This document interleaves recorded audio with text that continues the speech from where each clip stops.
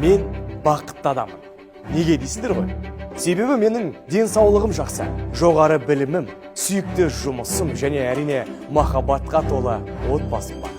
Бірақ бұның бәрі оңайлықпен келген жоқ. Менің ата-анам Кеңес одағынан. Кеңес одағы ыдыраған соң олар Қазақстан Республикасының құжаттарын алмады. Сондықтан менде ешқашан құжаттар болған емес. Мен ұзақ уақыт бойы түрлі инстанцияларды аралаумен жүрдім. Қажетті құжаттарды жинай алмадым. Сәйкесінше қоғамның толық мүшесі бола алмадым. Бірақ бұның бәрі артта қалды.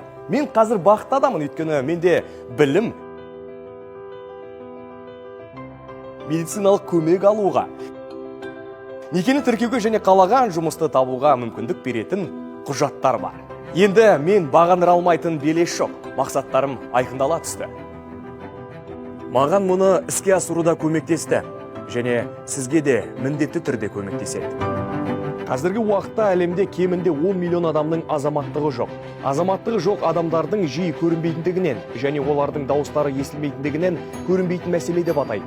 Олар әдетте мектепке бара алмайды, медициналық көмекке жүгіне алмайды, жұмыс таба алмайды, банкте шот аша алмайды, үй сатып ала алмайды, тіпті некеге тұра алмайды. Азаматтыққа ие болу әркімнің құқығы.